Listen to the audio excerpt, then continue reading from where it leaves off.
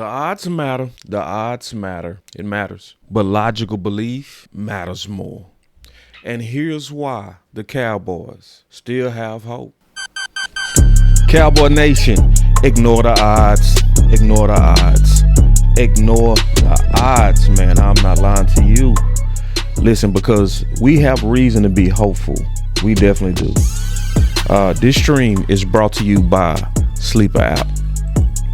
And it's your boy's birthday, man. Boy, it's a lot of good going on. Go for a Hail Mary on Sleeper picks and win up to 100 times your money. Use promo code BCS and Sleeper will 100% match your first deposit up to $100 instantly. So, listen, we not crazy.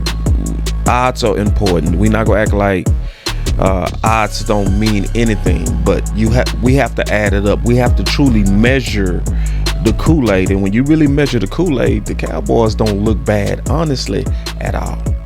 The Cowboys 4-5-1 sit in the second place in the NFC East behind the Eagles, but are 3 spots back of the number 7 seed in the NFC. They hold just a 7% chance of making the playoffs, though a win over the Eagles would raise that to 11%. With a loss, their chances would fall to 3%, a 9% leverage drop. So we're not going to ignore stuff like that, because anybody with any kind of common sense is never going to ignore 11%. You almost always logically should bet with 89%. But it's a couple of things that a lot of people got to factor in when you're looking at the chances and hope. And it's a mass, and I've done a show on this in the past before the Vegas game, and I talked about the hope.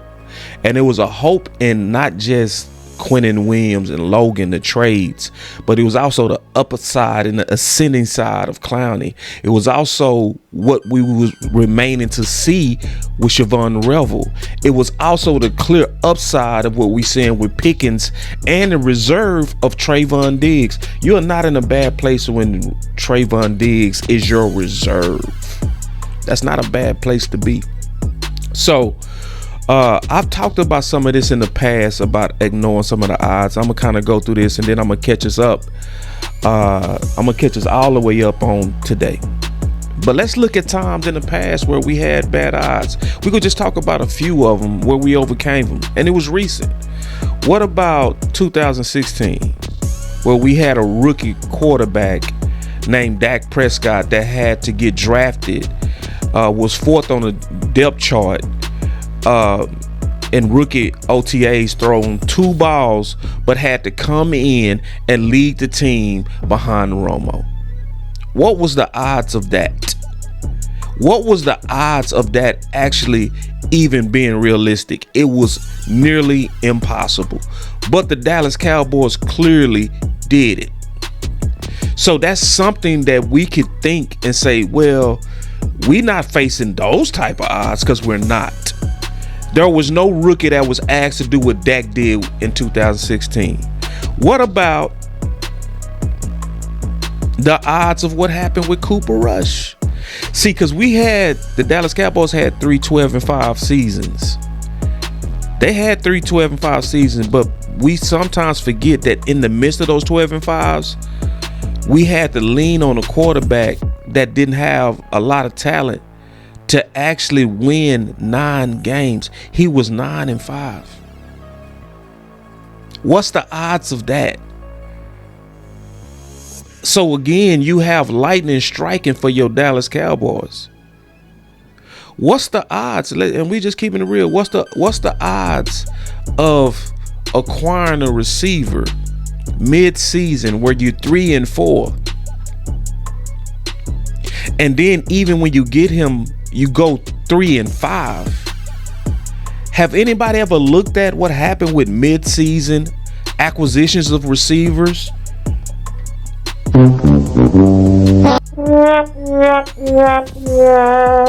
They usually don't hit at all. You asking somebody to come in and play with a quarterback that had no offseason, no timing, nothing to really get them in rhythm, and they rocked. What was the odds of that in 2018? So of course, when we see stuff of where we stand 11%, yeah, it looked bad, but it's looked worse. It's definitely looked worse, and the Dallas Cowboys have overcome it. See, this time, I'ma also say this: you gotta watch Philly. Like, you know, when you look at Philly, let me show y'all something real quick. Philly has done this before. This is Philly 2023. They actually was hotter then than they are now. Because everybody, man, they the best team in football. Nah. You talking about some ugly, low-scoring wins. And you talking about a lot of dissension going on. And they did something that was quite impressive in the middle, similar to what they doing right now. They beat Dallas 28-23. They beat Kansas City 21-17. Then they turned around and beat Buffalo in overtime 37-34. And they did that in 6 days. So, but then they started to Philly. Lost to San Fran, then lost to Dallas, then lost to Seattle. Won against New York and had 2 major upsets at the end and gave Dallas the division at the end. And you can look, they on that same trend right now. They got that same trend. In the middle of their season, they look like they had some high-powered wins, just like they did in 2023. But yeah, there are signs that it's not all what it seems, right? A lot of mutiny going on, a lot of backstabbing, a lot of talking against a quarterback, a lot of talking against a offensive coordinator. Yeah, it's a lot of infighting. It's a whole lot of infighting. And I gotta say, listen, AJ Brown has always been toxic. And that does say a lot about the Eagles, that they ignore off the field stuff for what you can do on the field. That says a lot about them putting football first. But it's never been this bad. Like, never been this bad. This man is openly rebelling against his team. This is worse than books on the sideline and subtle suggestions. This is outright disrespect.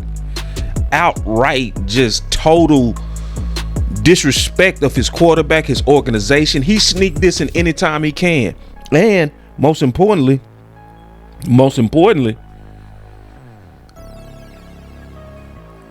absolutely the most important thing is he not playing like he can. Like, I've been watching the film. His attitude is leaking on the field. Even though he's still productive enough, his effort is not good. And I watch his effort. I watch that close. So they are real close to falling all the way apart. So I don't see why we could be looking at the potential implosion of Philly in front of us, but then be hopeless. I don't see it. That's why I say ignore the odds. I see hope. I don't see hopeless. I see a lot of good that's going on. I just showed y'all the other day that Quinnen had more pressures in the first half than any Cowboy defensive tackle had in 8 years. We talking about Jerry Jones made some trades in midseason that he hasn't done in like 30 years. I just don't understand the reason to be just, woe is me, the sky's falling. It's no way that Dallas can overcome it. I just know too much history on my team to even think like that. Yes, we do recognize that the odds are bad, but this is not Cooper Rush odds. This is not the odds of asking Dak Prescott to come in as a rookie and do something that will require a miracle. We're not asking for that. We're not asking to have instant chemistry with a number one. We're not asking for that. We saying just put it all together. All the things that's happening good. So I do see hope. I do. This ain't nothing to get y'all hype. This is real. And I can't wait till we beat Philly, because now it's gonna be more Cowboy fans that's gonna come aboard. I promise you that. But it's your boy birthday, man. If y'all want to show love offering on your boy, buy your boy a drink. I'm gonna put my cash app down here. Show love to your boy, and also make sure that you hit that like and subscribe. I might have a birthday celebration today with the stream. I got a lot planned on my birthday, but I'm gonna try to make some room to spend some times with the executives and some people. But it's your boy Boss Show Me, man, bringing you another one. Until then, I'm out.